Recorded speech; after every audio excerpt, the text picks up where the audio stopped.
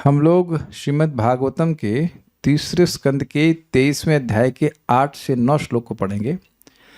7वें श्लोक में कर्दम ऋषि ने कहा था, ये मे स्वधर्म निरतस्य तपः समाधि विद्यात्म योग विजिता भगवत प्रसादाः तानेव ते मदनुसेवनयावरुद्धान् दृष्टिं प्रपश्य वितराम्य भयान अशोकान। इन्होंने कहा, यानी कर्दम ऋषि ने अपनी पत्नी को कहा, ये यानी जो मेरे द्वारा स्वधर्म निरतस अपने धर्म में रत रहकर, या जो मेरे हैं, यानी कि मैं जो कि स्वधर्म में निरत रहा, उसके तप तपस्या समाधि विद्या और आत्म योग के द्वारा विजित यानी प्राप्त भगवान की कृपा है। वो जो मेरे कृपा मुझे मिली है, मेरे तान एव उन सभी को ही, कोई छोड़ नहीं रहा हूं, ते तुमको मद अनुसेवनयावरुद्धान, मेरी सेवा के द्वारा तुमको अवरुद्ध है, तो यानी तुमने अवरुद्ध कर लिया, तुमने रोक लिया, उनको पकड़ लिया, प्राप्त कर लिया। दृष्टिम प्रपश्य, मैं तुमको दे रहा हूं दृष्टि, तुम इनको देखो। और हमने क्या समझाया था आप लोगों को कल इस बात पे? कल्याण प्रभु इस बात पे क्या बोले थे, कुछ याद है आपको? वेरी वेरी इंपॉर्टेंट पॉइंट, बहुत बहुत ज्यादा इंपॉर्टेंट पॉइंट बोला था, बोलिए। ऑन नहीं है, इसको ऑफ करके रखा है उधर, ऑन कीजिए इसको, बहुत इंपॉर्टेंट पॉइंट है कल का। हाँ बोलिए। हरे कृष्ण प्रभु जी। कर्दम मुनि ने देवहूति माता को सिद्धियां तो पहले से उनके पास प्रकट थी, पर उनको दिव्य दृष्टि दिया तब जब वो सिद्धिया को हाँ, मतलब माता देवहूति सेवा कर रही थी तो उनके अकाउंट में जा रहा था, लेकिन उनको मैसेज बाद में आया। जैसे होता है ना, कभी अकाउंट में ट्रांसफर कर दिया 10,000 रुपये, तो आपको पता ही नहीं, आप घूम रहे हैं आराम से, और अरे हम ट्रांसफर कर दिए, तो स्क्रीनशॉट भेज रहे हैं, तो वो स्क्रीनशॉट दे रहे हैं इनको कि देखो तुम्हारे पास है भी। और इससे हमने क्या सिखाया था आप लोगों को, कि आप लोगों को लग रहा है कि हम हरे कृष्णा कर रहे हैं और कुछ नहीं हो रहा है। याद आ रहा था, मैंने गुरु कृपा प्रभु का एग्जाम्पल दिया था कि प्रभुपाद उनको बोले कि तुम यहाँ मंदिर बना रहे हो भगवान के लिए, और भगवान गोलोक में तुम्हारे लिए फ्लैट बनवा रहे हैं, या जो भी मतलब इज रिजर्विंग इट, वहां अगर बनवाने की जरूरत पड़ती हो तो, मतलब इन अ वे ही वाज पुटिंग इट, और मैं उसको देख सकता हूं। यही बात प्रभुपाद जी समझाते हैं, बेनेडिक्शंस एक्सीड एक्सपेक्टेशन, और इसीलिए शिवानी माता जी, इसीलिए शाम को क्लास में आना चाहिए। नहीं तो आप कुछ सोचते, यही क्षमा कीजिएगा काम नाम ले लिए, लेकिन नहीं बोलते हम बहुत दुर्भाग्य हैं, हमको उनको कोई बोल देता कि बहुत दुर्भाग्यशाली क्योंकि हरे कृष्णा कर रहे हैं। ये मान भी नहीं थी, ये मूर्खता है। वो व्यक्ति देख ही नहीं सकता, वो कोई जो दूसरा अभक्त है, वो आप मृत्यु के परे तो कुछ देख ही नहीं सकता, मृत्यु के परे कुछ देख ही नहीं सकता, किसी दुर्भाग्य सौभाग्य के बारे में कुछ बोल ही नहीं सकता। तो खैर एकदम समझ लीजिए, आप सब लोग को कलेक्टिवली समझे या ना समझे, इंडिविजुअली जरूर समझ लेना है। दीक्षा माता समझ में आ रहा है ना आपको? हाँ आ रहा है, गुड। ब्रजभूषण प्रभु को तो समझ में आ ही रहा होगा शायद। इस तरह से समझना होता है, मुझे समझना है कि मैं जब कर रहा हूं तो मेरा फ्यूचर एकदम ब्राइट है, मैं श्रीमद् भागवतम पढ़ रहा हूं सुन रहा हूं तो मेरा फ्यूचर ब्राइट है। I must individually understand this, individually understand. बगल वाला समझे या ना समझे, पूरी दुनिया समझे या ना समझे, आपको और मुझको समझना है, क्योंकि मुझे मरना है और आपको भी मरना है, और हमारा डेस्टिनेशन इस समय जो हम जो कर्म कर रहे हैं, जो भी कार्य कर रहे हैं, उस पर निर्भर करता है। और भक्ति के जो संपादित कार्य हैं उनका असीमित लाभ होता है, यद्यपि मुझको अभी नहीं दिखाई पड़ता। और प्रमाण आप देख लेना, मैं पढ़ा चुका हूं। 6.2.9-10 लिख लीजिए, इसको कई बार कोट किया। चक्रवर्ती पाद बड़ा स्पष्ट कहते हैं कि देखिए, भगवान का नाम का प्रभाव तुरंत होता है, लेकिन वो तुरंत नहीं दिखाते, ये उनका स्वभाव है। जैसे अंजीर का वृक्ष समझते हैं, अंजीर के वृक्ष का बीज आप बो दीजिए तो वो कुछ समय के बाद ही फल दिखाएगा, कुछ समय के बाद ही, समय आने पर, नॉट इमीडिएटली, लेकिन बीज तो बो दिया आपने ना। कुछ समझ में आ रहा है? जैसे एक बरगद के वृक्ष के बीज में पूरा बरगद होता है कि नहीं होता है? उसी प्रकार से पूरा आध्यात्मिक जगत में हमारा जो अनंत समय तक हमारा जब जीवन मिलने वाला है, उसका सीड है इस हरे कृष्ण मंत्र में। हरे कृष्णा कृष्ण कृष्ण हरे हरे, हरे राम राम राम हरे हरे। अब आपको बात समझ में आई जो कल आपने प्रश्न किया था कि एक बार भक्ति शुरू हो जाए तो भगवत प्रेम मिलता है। इसी तरह से प्रभुपाद समझा रहे थे ना, वंस द भक्ति प्रोसेस स्टार्टेड। अब समझ में आया, वो सीड रूप में डाल दिया है, अब पानी देते जाइए तो पेड़ उगने वाला है, पक्का उगेगा। बहुत इंपॉर्टेंट बात है। तो अब हमें दृष्टि ऐसी नहीं मिल रही है, दिव्य दृष्टि नहीं प्राप्त हो रही है, लेकिन हमको शास्त्र की दृष्टि प्राप्त हो रही है। और वितरामी, वितरण किया जा रहा है। दृष्टिम प्रपश्य वितरामी, मैं वितरण कर रहा हूं, करदम मुनि कह रहे हैं, और मैं यहां बैठा बोल रहा हूं कि मैं वितरण कर रहा हूं ऑन द बिहाफ ऑफ शिला प्रभुपाद। हम लोग यहाँ किस लिए बैठे हैं? प्रभुपाद जी के आचार्यों की बात को समझाने के लिए। ऐसा नहीं कि मुझे दिख रहा है, मुझे गोलोक दिख रहा है, ऐसा कुछ भी नहीं है, लेकिन शास्त्र की दृष्टि से दिख रहा है। शास्त्र चक्षुत्वात्, शास्त्र के चक्षु से व्यक्ति देख पा रहा है, देख पाता है। और वितरण किया जा रहा है प्रभुपाद जी के द्वारा कि तुम्हारा भविष्य उज्जवल है, तुम भागवतम नाम में जब करो। वेदव्यास जी कह रहे हैं कि शिवदम मतलब भगवान का प्रेम से भरा हुआ पार्षद बनकर भगवान के धाम को चला जाएगा श्रीमद् भागवतम के श्रवण से। तो अब हम लोगों को ऐसा नहीं कि सीधे जब वैकुंठ दिखेगा तब विश्वास करेंगे। शास्त्रों का बात सुन करके हमें विश्वास होना चाहिए कि हम नाम उच्चारण कर रहे हैं, भगवान की सेवा कर रहे हैं, निश्चित हमारे वैकुंठ की गति निश्चित है, हमारी वैकुंठ गति निश्चित है, ये बात है। और अच्छा, कल एक बात आई थी अभयान अशोकान, वो भोग कैसे मिल रहे हैं? अभयान अशोकान। देखिए ये बात थोड़ा समझ आना चाहिए। अब भय किस चीज का होता है? जब कोई वस्तु हमारे पास है उसके खो जाने का भय होता है। तो भगवान की कृपा ऐसी नहीं कि स्वर्ग की तरह है और 10,000 साल के बाद खत्म हो जाएगा। और अशोकान का क्या मतलब हुआ?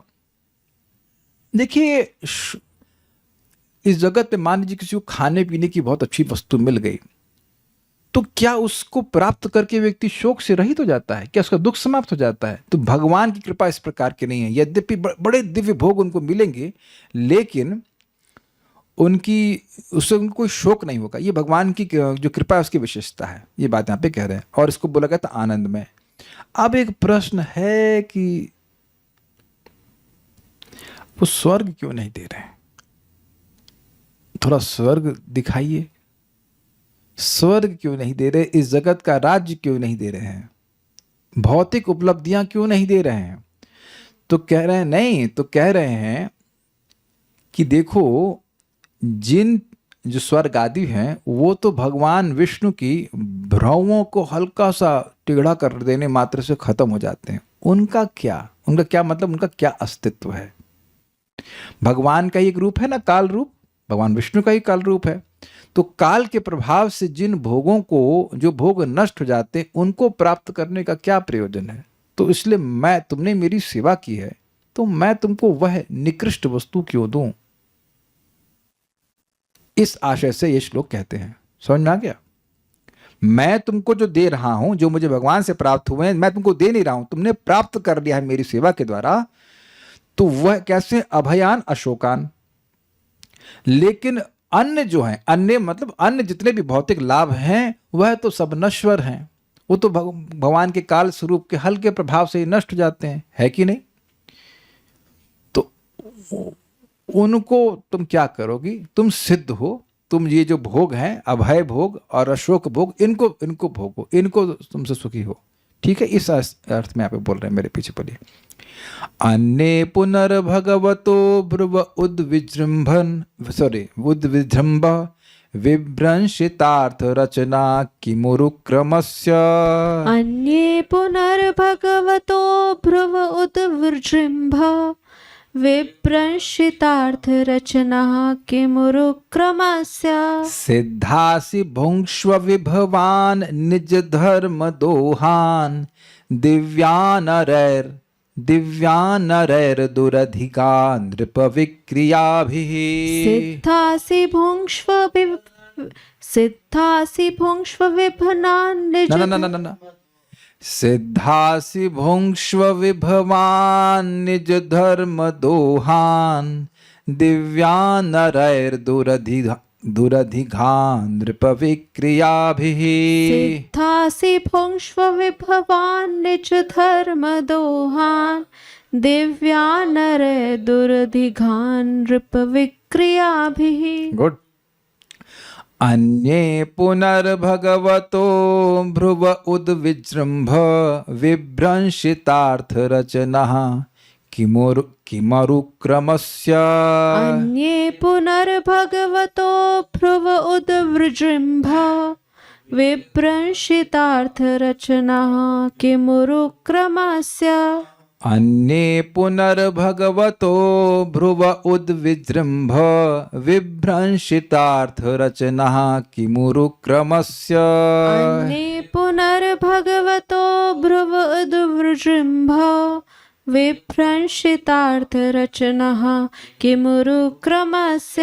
सिद्धासि भुङ्क्ष्व विभवान् निज धर्म दोहान् दिव्यान् नरैर्दुरधिका नृप विक्रियाभिः। सिद्धासि भुङ्क्ष्व विभवान् निज धर्म दोहान् दिव्यान् नरैर्दुरधिगान् नृप विक्रियाभिः। अन्ये पुनर्भगवतो भ्रुव उद्विजृंभ विभ्रंशितार्थरचनः किमुरुक्रमस्य। अन्ये पुनर्भगवतो भ्रुव उद्विजृंभ विभ्रंशितार्थ रचनः किमुरुक्रमस्य। सिद्धासि भुङ्क्ष्व विभवान् निज धर्म दोहान् दिव्यान् नरैर्दुरधिगान् नृप विक्रियाभिः। सिद्धासि भुङ्क्ष्व विभवान् निज धर्म दोहान् दिव्यान् नरैर्दुरधिगान् नृप विक्रियाभिः।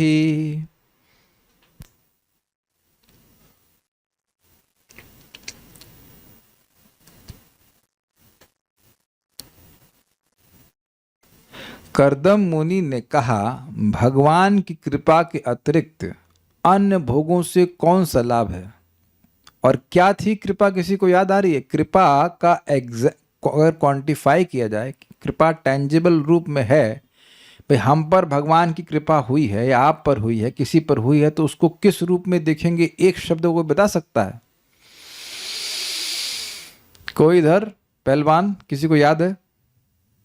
याद ही नहीं रहेगा तो कृपा क्या है? जब मान लो ये पता नहीं कि करेंसी क्या है तो कोई भी कुछ दे के चला जाएगा, ले लो भाई 100 रुपये ले लो। 100 रुपये पता तो होने चाहिए। शास्त्र में श्रद्धा भक्ति मिली है। अरे कल की क्लास के अनुसार पूछ रहा हूं, हिंट प्रभुपाद के नाम से क्या बताइए? अभय। जब अभय प्रदान होता है भगवान करते हैं, और अभय मतलब आपका हृदय पवित्र हुआ है। जब निष्काम हुए हैं तो समझ लीजिए हृदय पवित्र हुआ है, कोई किसी प्रकार का भय नहीं रहता। ठीक, जैसे इतना तो निश्चिंत है आप लोग कि जितना आज आप जप कर लिए, कथा सुन लिए, उसको कोई छीन नहीं सकता है। उसके अगेंस्ट कोई पॉलिटिक्स नहीं कर सकता है कि भाई इसका नाम जब छीन लिया जाए। आप माला लेके बाहर निकलते हैं, कभी देखते हैं कि कोई आपका जप छीन लेगा? It doesn't work like that. तो स्पिरिचुअल एसेट्स को कोई नष्ट नहीं कर सकता है। अन्य भोगों से कौन सा लाभ है? सभी भौतिक उपलब्धियां श्री भगवान विष्णु के भ्रुकुटी चालन से ही ध्वंस हो जाने वाली हैं। ये लाइन समझी बात?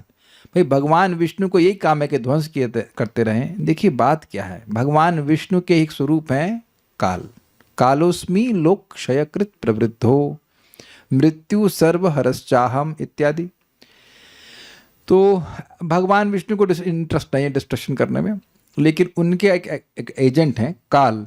उनके प्रभाव से कोई व्यक्ति एकदम हीरो बना हुआ है और एकदम से खत्म हो जाता है। ये देखा है कि नहीं आपने? जगत की सफलता पे, मतलब जगत में बहुत बड़ी सफलता को प्राप्त है और पता लगा न्यूज आई कि वो मर ही गए।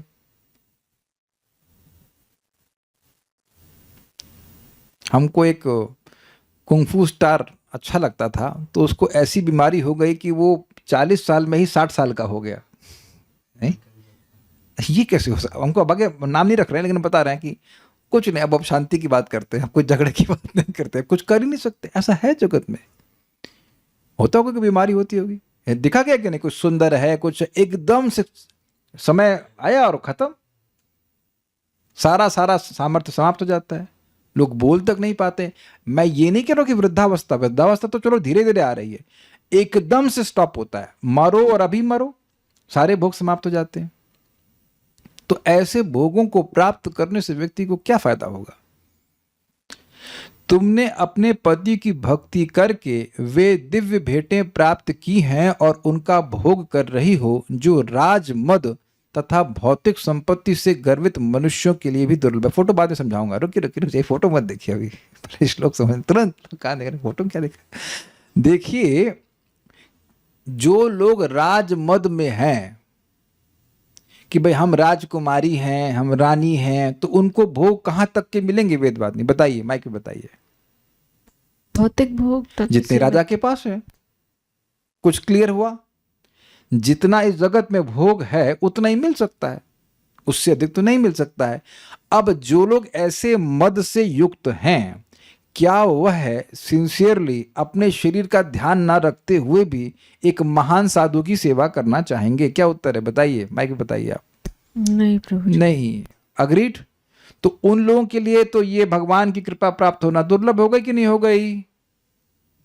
ये इसलिए बात समझ में नहीं आएगी कि राजा लोग कहां से आ गए हैं। ये राजकुमारी, तो इस बात को वो बोल रहे हैं कि राजकुमारी को एक सामान्य राजकुमारी को वो भोग उपलब्ध ही नहीं, क्योंकि राजकुमारी कभी ऋषि से शादी थोड़ा करती हैं। कुछ कैच कर रहे हैं? बड़ा जबरदस्त श्लोक है ये। राजकुमारी कभी ऋषि से शादी करेगी नहीं, और ऋषि से शादी करेगी तो रोती रहेगी। इतनी निस्वार्थ भाव से पातिव्रत धर्म का पालन तो करेगी नहीं। हमारे घर में तो फ्रिज होता था, हमारे घर में तो एसी होता था, आपके यहाँ तो ये भी नहीं, आपके यहाँ तो वो भी नहीं, तो बस ये करती रहेगी। क्या कभी करी? नहीं ऐसा करी। तो कह रहे हैं, कुछ समझ रहे हैं इनका आशय कि राजकुमारी अगर तुम रह जाती और तुम्हारी शादी अगर किसी राजा से हो भी जाती, तब भी तुमको वह भोग नहीं मिल सकते जो तुम्हें मेरी सेवा करके मिल गए, क्योंकि मैं भगवान का भक्त हूं। ये तो समझ में आ गया। ये भी नहीं कह रहे हैं कि मैं दे रहा हूं। अपने पति की भक्ति करके, तुमने अपने पति की भक्ति करके, मतलब बड़ा सिंपल सिस्टम है। पति नहीं दे रहा है, पति को भगवान से मिला है, और क्योंकि पति की सेवा हो रही इसलिए भगवान की व्यवस्था ऐसी कि पत्नी को अपने आप मिल रहा है। क्या सारी इक्वेशन बैठ गई से? पति नालायक होगा तो कुछ नहीं मिलने वाला है। उसकी सेवा में असिस्ट करने से क्या, उसकी सेवा करने से क्या मिलेगा? लेकिन पति यहां भगवान की भक्ति कर रहे हैं, तो भगवान की कृपा उन पर है, तो भगवान पत्नी को छोड़ नहीं देंगे।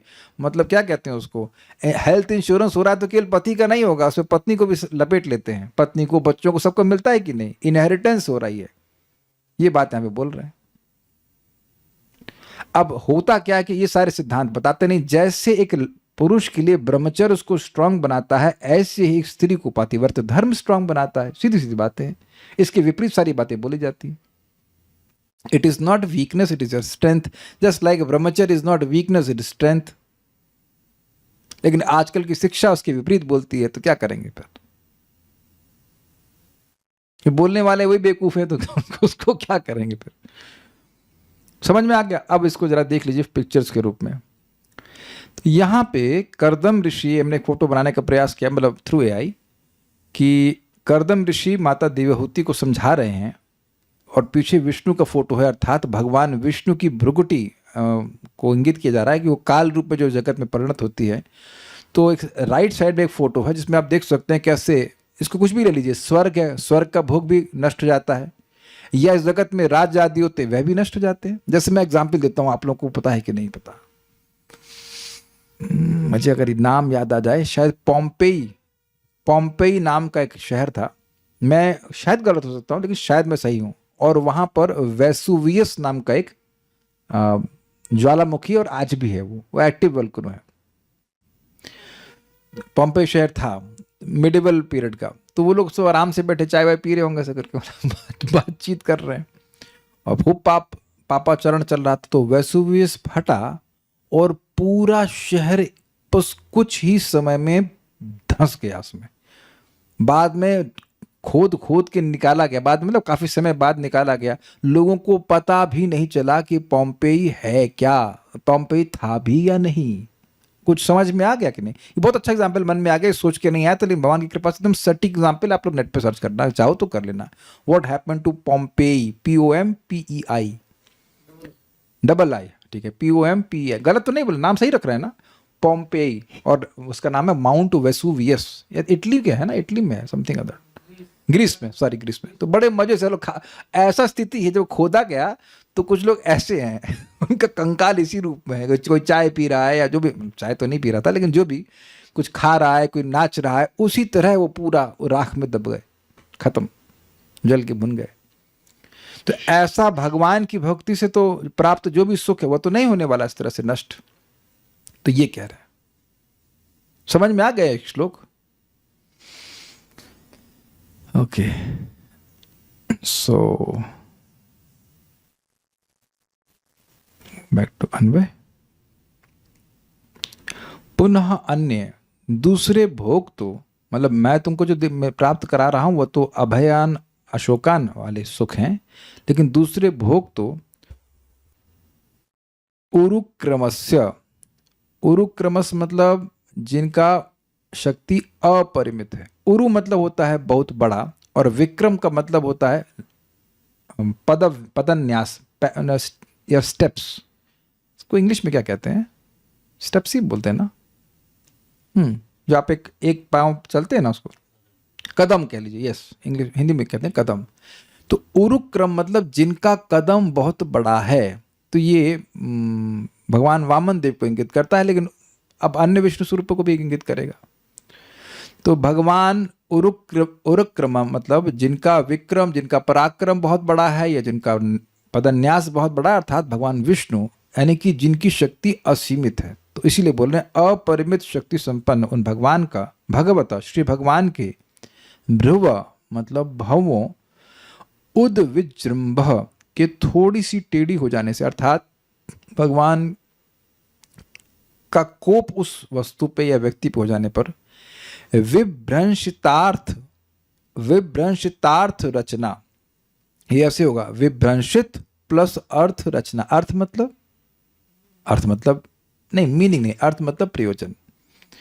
तो भोगों के लिए जो व्यक्ति अर्थ रचना करता है, अर्थ रचना हमारे जीव के लिए, अच्छा हमको जूस चाहिए तो एक विशेष प्रकार का अर्थ चाहिए ना, हमको रसगुल्ला चाहिए, हमको ये चाहिए, हमको वो चाहिए, सुंदर कपड़ा चाहिए, एसी चाहिए, ये जो भी आप हम इस जगत में देख रहे हैं, ये अर्थ रचना है कि नहीं, जिसे रच रच कर भोग बनाए गए हैं। Is it sinking in? वो सारी अर्थ रचना विशेष रूप से भ्रंशित हो जाती है। कैसे? भगवान विष्णु की भ्रुगी क्या मतलब भ्रुकुटी का थोड़ा सा भी चेंज, हल्का सा हिल गया तो। ये सब बातें सुनना बहुत जरूरी है, क्योंकि इसी अर्थ रचना के लिए लोग पूरे पड़े हुए हैं, पूरा रचे पचे हुए हैं, है ना। जो भी हमारे 1000 मेंबर हैं, वो क्यों नहीं आ पा रहे क्लास में? मैं सुबह 5 बजे तो पढ़ा नहीं रहा हूं, इस सुबह का 5 बज रहा है क्या? नहीं। और वो खुद बोले कि हमें लिंक दीजिए, हमने कहा ले लो भाई, और फिर भी नहीं आ पा रहे हैं। आप विचार कीजिए कि क्यों नहीं आ पा रहे हैं। Think about that. क्योंकि अर्थ रचना के चक्कर में पड़े हुए हैं, ये चाहिए वो चाहिए, और हर चीज उनसे छीनी जाएगी, छीनी जानी ही है ना, स्वीकार है ना, कोई विरोध तो नहीं है, और आज ही छीनी जा सकती है, ये भी बात है। और आप, मैं फिर रिपीट कर रहा हूं, जो भी आप भक्ति कर रहे हैं आप सब जानते हैं, उसको कोई नहीं छीन सकता है। लेकिन अब दिमाग में बल पड़ा हुआ है तो क्या करेंगे? दिमाग में बल पड़ने का मतलब समझते हैं आप? ट्विस्टेड, जैसे बल पड़ने का, रस्सी में बल पड़ने का मतलब होता है रस्सी को ट्विस्ट किया जाए। तो दिमाग ट्विस्टेड है तो क्या करेंगे? विनष्ट हो जाने वाले उन भोगों का किम का मतलब होता है क्या? अरे उन लोगों का क्या कहना, मतलब उनका तो कोई महत्व नहीं है, ये अर्थ है। सुना है आपने इस भाषा का प्रयोग? सुना है? अरे उनका तुम मत बोलो भाई, उनका तो क्या कहना, उनका क्या, ऐसा सुना है आपने एक्सप्रेशन, उनका क्या मतलब? उनका कोई वैल्यू नहीं है। तो किम का अर्थ है कुछ भी महत्व नहीं है।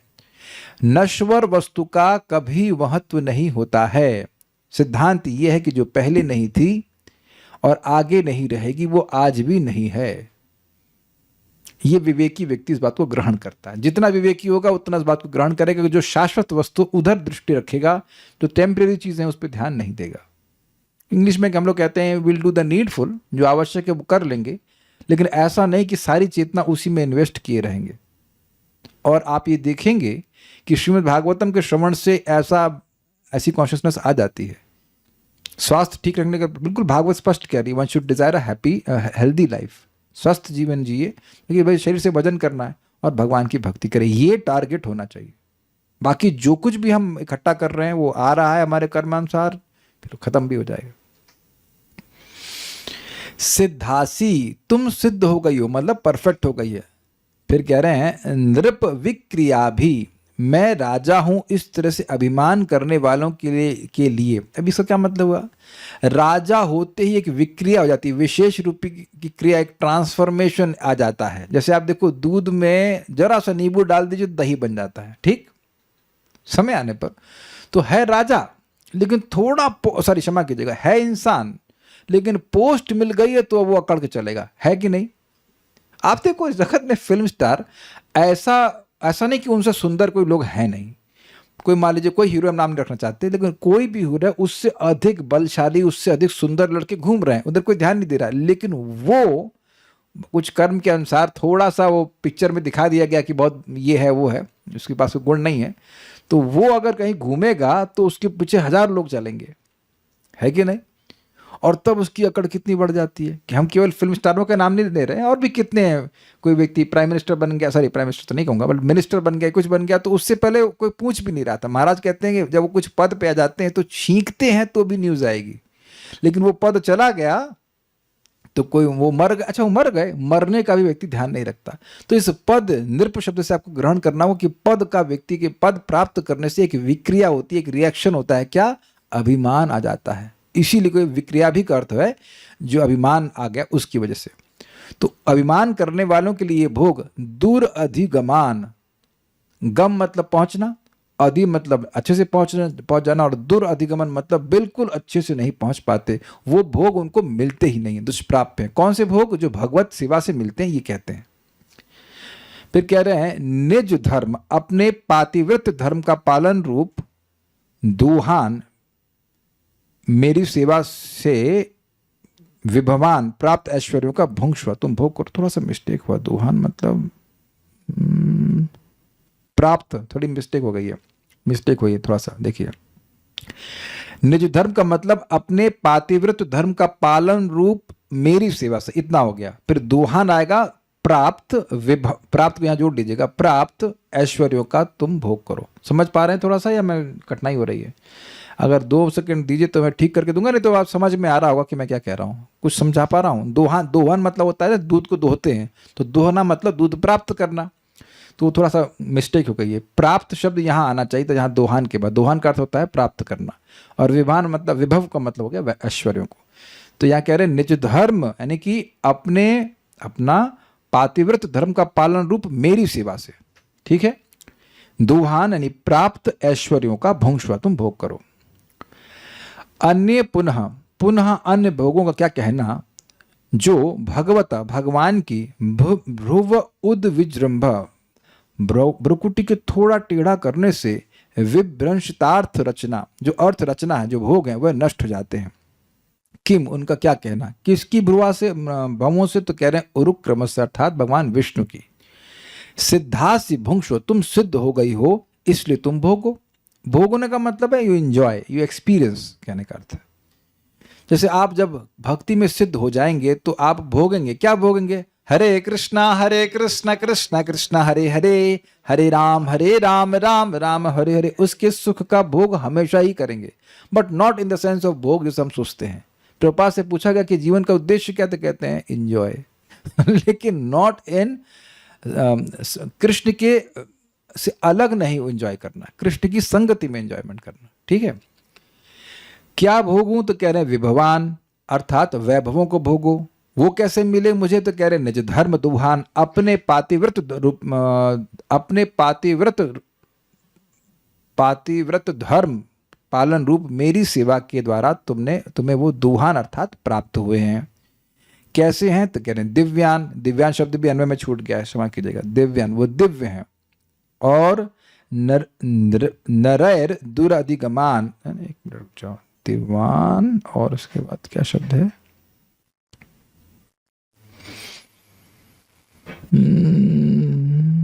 दिव्यान नरई दुराधिगमान, हाँ, तो दो शब्द छूट गए भाई, गलती हुई, ठीक करना पड़ेगा। कह रहे हैं कि वे दिव्य भोग हैं, और जो मनुष्य नृप विक्रिया भी राजा आदि के अभिमान से युक्त हैं, उनके लिए वह प्राप्त नहीं है। दुराधिमान, उनके लिए वह प्राप्त नहीं है। समझ पा रहे हैं कुछ? दिव्य वैभवों को भोगो जो सामान्य मनुष्यों के लिए, जो कि राजा आदि के अभिमान से युक्त हैं, उनके लिए प्राप्त करना संभव नहीं है। सारार्थ दर्शनी। अन्य जो भोग इंद्र, पत्नी, शची आदि के द्वारा भोग्य हैं, वे स्वर्गीय भोग होते हुए भी भय और शोक से पूर्ण ही हैं, यही कहते हैं श्लोक से। अर्थात वे भोग सब भगवान उरुक्रम की भ्रूभंग की मात्र से नष्ट हो जाते हैं। उसका मतलब क्या है? भाई, राजा के अभिमान केवल इस जगत के राजाओं को नहीं है, इंद्र को भी अभिमान है कि मैं राजा हूं स्वर्ग का। तो जो कोई भी इस प्रकार के अभिमान से युक्त है, उनके पास जो भी भोग हैं वह भय का कारण बनने वाले हैं। समझाया था ना प्रभुपाद ने, किसी के पास 10 लाख डॉलर हैं, जो कुछ भी है, तो उसको भय हो जाता है कि ये चोरी हो जाएगा, क्योंकि या तो चोरी हो जाएगा, वो मर के छोड़ के चला जाएगा, खत्म कहानी। मरने का डर तो उतना नहीं होता है, लोगों को चोरी होने का बहुत डर लगता है। कोई माता जी विरोध कीजिएगा कि आपको कोई भय नहीं कि आप खूब सोना लाद कर अंधेरे में कहीं जा सकती हैं। तो आप जानिए, सोना छोड़ दीजिए, बाली तक उतार देती हैं कि कहीं, बहुत बार ऐसा सुना ना, वो बाली ऐसे खींच लेता है तो कान कट जाता है। सुना है कि नहीं सुना है? बहुत ध्यान से जाना आप लोग। यहां तक कि वो जो सोने से मड़ा हुआ ज्वेलरी, वो पहनने में भी डर लगता है, क्योंकि अगर उसको सोना समझ लिया और कान काट ले तो कान कटेगा।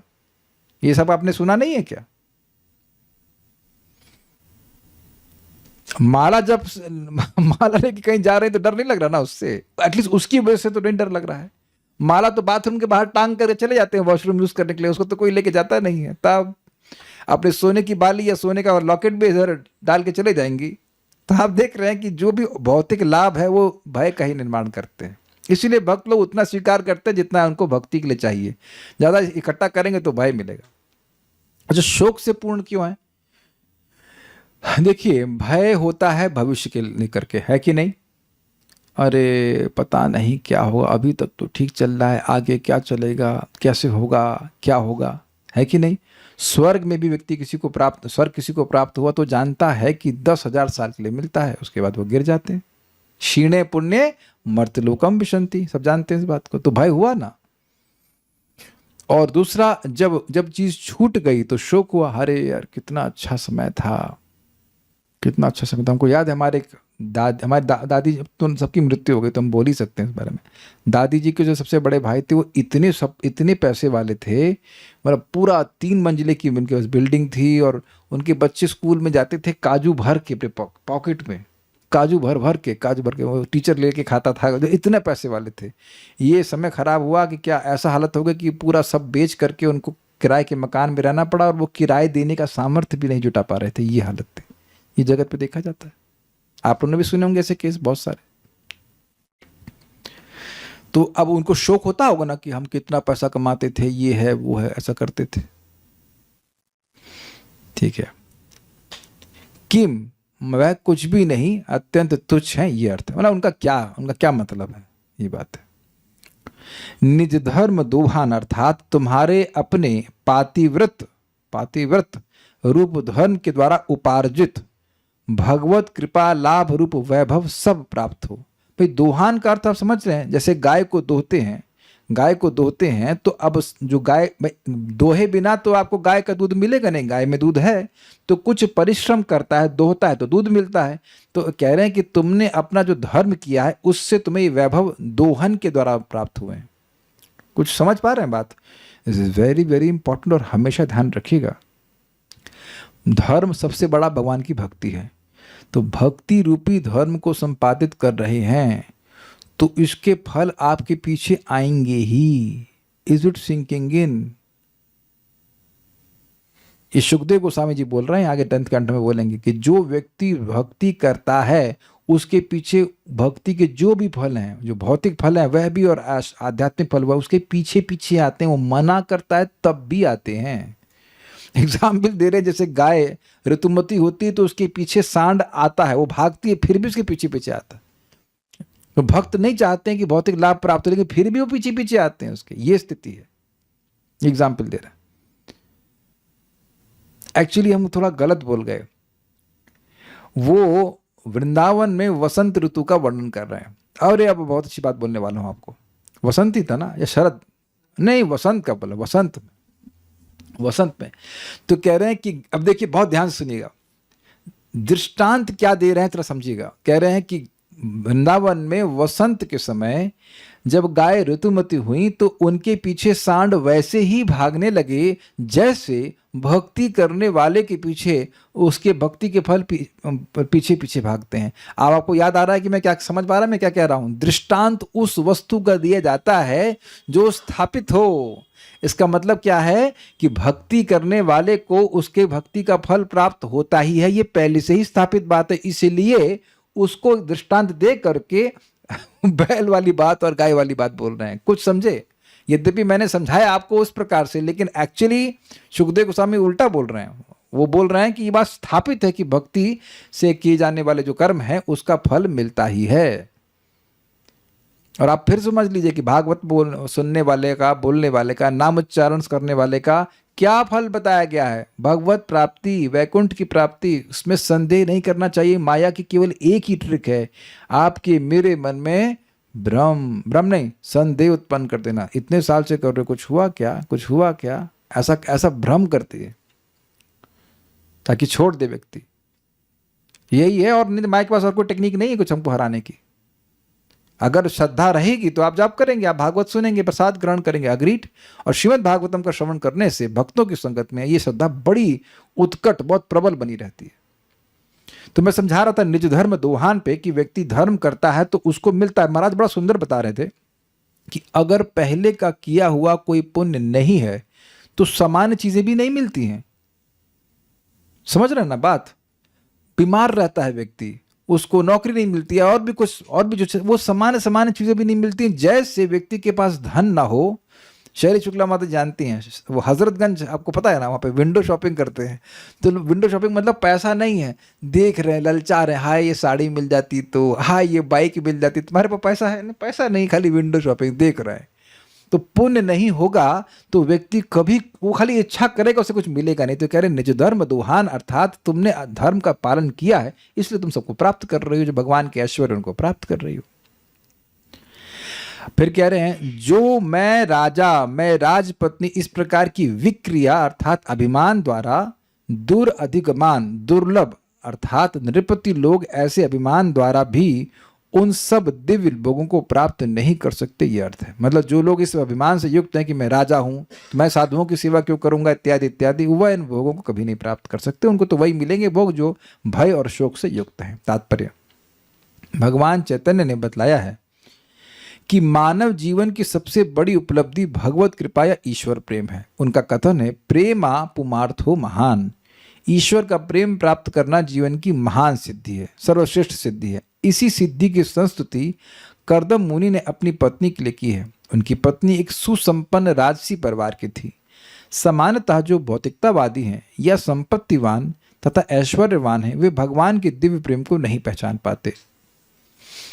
यद्यपि देवहूति का संबंध महान राजकुल से था, किंतु सौभाग्यवश वह अपने महान पति कर्दम मुनि के अधीक्षण में थी, जिन्होंने उसे मनुष्य जीवन में प्राप्त होने वाली सर्वोत्तम भेंट भगवत कृपा या ईश्वर प्रेम प्रदान किया। तो यहाँ क्लियर कर रहे हैं कि क्या मिला। देखिए, ईश्वर प्रेम के द्वारा भी भोग मिलता है। भोग मतलब enjoyment, but what that enjoyment is, Krishna के रूप रस गंध माधुर्य, सब जो रूप रस गंध जो भी भगवान का है उसके माधुरता का अनुभव करना। रूप, रस, गंध, स्पर्श और कुछ छूट गया क्या? शब्द। इन सब के मधुरता का अनुभव तभी जीव कर पाएगा जब उसके हृदय में प्रेम है। तो वो एंजॉयमेंट नहीं है क्या? तो भोग का अर्थ वो जो, देखिए भोग का मतलब एंजॉयमेंट है ही नहीं उस तरह से, क्योंकि जो भोग करता है जिस अर्थ हम समझते हैं उससे तो दुख मिलता है। यही संस्पर्श जा भोगा दुख ही होना है। थोड़ा सा मैं एक लैंग्वेज यूज करूंगा। एक है भोगों का संस्पर्श और एक है ब्रह्म संस्पर्श अर्थात दिव्य संस्पर्श। जैसे आप लोग भगवान की बात सुन रहे हो, तो क्या ये शब्द भौतिक शब्द है? कुछ समझ रहे हैं? हरे कृष्ण मंत्र का आप बोलते हैं तो वह भी तो कानों को स्पर्श करता है, सम्यक स्पर्श होता है कि नहीं? हम जैसे गिरिराज जी, शालिग्राम जी की सेवा करते तो उनका भी तो स्पर्श हमको मिलता है। आप लोग धाम पे चलते तो संस्पर्श नहीं मिल रहा है। तो ये सब दिव्य स्पर्श है। तो दिव्य संस्पर्श का भोग होने से, दिव्य संस्पर्श होने से जो सुख मिलता है उसको यहाँ पे रेफर किया जा रहा है, और उसका अनुभव व्यक्ति तभी करता है जब प्रेम हो। थोड़ा समझिए, जीव पूरी तरह से दिव्य है, लेकिन क्योंकि वह अविद्या के संपर्क में है इसलिए भौतिक संस्पर्श उसको सुखमय लगते हैं नहीं। Is it okay? अविद्या ना हो तो क्या किसी स्त्री या किसी पुरुष के शरीर को हम उपादेय मानेंगे, अच्छा मानेंगे? उसमें अच्छा क्या है? अपने शरीर में क्या अच्छा है जो तो सामने वाले के शरीर में अच्छा है, जिसको लोग देखने के लिए पैसा खर्च करते हैं कि नहीं? लेकिन क्योंकि अविद्या है इसलिए उनको लगता है बड़ा अच्छा है, बड़ा अच्छा है, बड़ा अच्छा है। उसी प्रकार से जब भगवान का प्रेम होगा तब जो भगवान का रूप, रस, गंध जो कुछ भी है जो वाकई असीमित रूप से सुखमय है तभी वह सुखमय लगेगा। प्रमाण आप लोग 4 कुमारों के बारे में स्पष्टता सुन चुके हैं कि जब भगवान ने अपनी रति शक्ति का शक्तिपात उनके हृदय में किया तब भगवान के जो सौरभ्य है, उनमें गंध है, जो उनका रूप है, रस है, उस सब को वह अनुभव कर पाए। Is it sinking? Basically simple शब्दों में कहें, हमारी एक्चुअल सेंसेस हैं, स्पिरिचुअल सेंसेस, वो भगवान की कृपा से जब भगवत प्रेम प्राप्त होता है तो वो जागृत हो जाते हैं। उन स्पिरिचुअल सेंसेस से हम भगवान के दिव्य सुख का अनुभव करते हैं। अब तो सबको समझ में आ गया होगा। तो ये कृपा उनको दी और इसमें कोई भय और शोक नहीं होता। इसीलिए आपको याद है अशोकान का अर्थ क्या लिया गया था? आनंदमय। आनंदमय। देवहूति को यह भगवत कृपा अपने पति की सद्भावना एवं संतोष के कारण प्राप्त हुई। उसने अपनी पति की सेवा की जो एक परम भक्त एवं साधु पुरुष थे और निष्ठा, प्रेम, वात्सल्य तथा सेवा से परिपूर्ण थे। एक बात और भी ध्यान देने वाली है कि क्या स्वयं कर्दम ऋषि ने भगवान की ऐसी सेवा नहीं करी? ये तो नहीं बोले अरे 10,000 साल हो गया, क्या हमको दिखाई नहीं पड़ रहा है, ऐसा तो कुछ भी नहीं। आपको याद है ना, कर्दम ऋषि की तपस्या को देख करके भगवान विष्णु की आंखों से आंसू आ गया था, इसलिए उस सरोवर का नाम बिंदु सरोवर पड़ा। तो क्या वो खुद बड़े मजे में भजन कर रहे थे? He was not enjoying and doing भजन। तो वो भी तपस्या कर रहे थे और उनकी तपस्या के प्रभाव से भगवान प्रसन्न हुए, तो वह भी तो बिल्कुल निस्वार्थ भाव से सेवा किए ना। ठीक है। कर्दम मुनि अत्यंत संतुष्ट हो गए। उन्होंने प्रसन्नता पूर्वक ईश्वर प्रेम प्रदान किया और पत्नी से कहा कि इसका भोग करो क्योंकि यह उसे पहले ही प्राप्त हो चुका है। मतलब पहले प्राप्त हो चुका था, अब डिलीवर किया जा रहा है। जैसे आप देखो इस जगत में आप कुछ ऑर्डर करते हो तो वहां से वो हो गया, वहां से वो निकल गया। माइक लीजिए, अगर मान लीजिए मैं कुछ मिलेट ऑर्डर करता हूं, हमने किए थे ना साउथ इंडिया से, तो वहां से डिस्पैच हो गए तो वो किसके हैं? मेरे हैं कि कंपनी के हैं? आपके हैं। ठीक है, लेकिन अभी मेरे को मिले नहीं। अब समझ में आ गया? क्लियर हो गया? एकदम क्लियर कि वहां से निकल गया है तो कंपनी वाला कहेगा नहीं आपको आपके मिलेट भेज दिए, बोलते भी आपके मिलेट हम भेज दिए, वो आपके ही हैं, बस थोड़ा समय है। हाँ, इन ट्रांजिट कह लीजिए। यस, बस ये बात है कि हम लोग ट्रैक नहीं कर सकते कितना कहां तक पहुंच गया कृष्ण प्रेम, लाइक दैट। वेल, एक बात आप समझ लीजिए, अगर जीवन में इस प्रकार की लालसा, एक लोभ हो रहा है और मुझे भगवान के बारे में सुनना है, मुझे भगवान का नाम जप करना है, और ये लोभ बढ़ता जा रहा है, अरे जीवन व्यर्थ हो रहा है, हम कुछ कर ही नहीं रहे, that is very good sign कि आपकी भक्ति बढ़ रही है। और लगे यार क्या वही बताएंगे, वही नाम जप, तो थोड़ा सा कठिनाई है, कुछ अवरोध आ रहे हैं। ठीक है, ओके। ईश्वर का प्रेम कोई सामान्य वस्तु नहीं। रूप गोस्वामी चैतन्य महाप्रभु की पूजा करते थे क्योंकि वे सबों को ईश्वर का प्रेम, कृष्ण प्रेम वितरित करते थे। रूप गोस्वामी उन्हें महावदन्याय कहकर उनकी प्रशंसा करते थे क्योंकि वे सबों को मुक्त हस्त कृष्ण प्रेम वितरित कर रहे थे, जो ज्ञानियों को अनेक जन्मों में कठिनाई से प्राप्त होता है। बहुनाम जन्मनाम अंते ज्ञानवाम मान प्रपद्यते। कृष्ण प्रेम अर्थात कृष्ण भावनामृत सर्वोच्च भेंट है जिसे हम हर किसी को प्रदान कर सकते हैं जिससे हम प्रेम करते हैं। है? तो हम क्या चैतन्य महाप्रभु हैं? क्या हम चैतन्य महाप्रभु हैं जो प्रदान करते हैं? नहीं, हम लोग पोस्टमैन हैं इसलिए प्रदान कर सकते हैं। जैसे भाई मिलेट जो पोस्टमैन लेके आया वो क्या अपने घर में उगा के लेके आया? अरे हमारे घर का प्रोड्यूस है? नहीं, जो भेजा गया वो लाके वो डिलीवर कर दिया, एक काम है। सो दिस हरे कृष्ण मंत्र ये बीज मंत्र है और ये भगवान का प्रेम हृदय में जागृत करता है। तो महापुरुष जो प्राप्त है परंपरा में वही हम दूसरों को दे सकते हैं। तो अगर हम किसी को वाकई प्रेम करते हैं तो उन्हें हरे कृष्ण मंत्र करने में एटलीस्ट रिक्वेस्ट करेंगे, सहायता करेंगे, ये बात है। बाकी जो कुछ भी दे रहे हैं भगवान का प्रेम नहीं, भगवान का नाम नहीं दे रहे हैं तो वो प्रेम नहीं मिलेगा। इस श्लोक में आगत निज धर्म दुहान शब्द महत्वपूर्ण है। देवहूति को कर्दम मुनि की पत्नी होने के कारण अपने पति से अमूल्य भेंट प्राप्त हुई, क्योंकि वे अपने पति के प्रति अत्यंत निष्ठावान थी। स्त्री का सबसे बड़ा धर्म है कि अपने पति के प्रति निष्ठावान रहे। यदि सौभाग्य से पति महापुरुष हो तो जोड़ी अत्यंत पूर्ण होती है और पति तथा पत्नी दोनों का जीवन तुरंत परिपूर्ण हो जाता है। हमसे ये मत पूछना कि अगर आपके पति महापुरुष नहीं तो क्या करना चाहिए। अब आप जप कीजिए, भगवान की भक्ति कीजिए, वो महापुरुष हो या मिनी पुरुष हो उसके बारे में हम कुछ नहीं कह रहे हैं। वैसे भी कलयुग में कौन महापुरुष है, वी आर ऑल फॉलन। तो नाम उच्चारण कीजिए।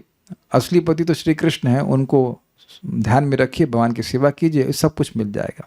कोई प्रश्न किसी भक्त का है, अगला श्लोक तो कर ही लेंगे, भक्ति करेगा और नहीं। सो इट्स वेरी क्लियर, श्लोक बहुत क्लियर है। बस हमको सबसे बड़ा मैसेज यही मिल रहा है कि निष्ठापूर्वक प्रभुपाद जी ने जो शिक्षाएं बताई उन्हें करते रहे। ओके, सब कुछ मिल जाएगा। श्रीमद् भागवतम की जय, श्रील प्रभुपाद की जय, निताय गौर प्रेमानंदे।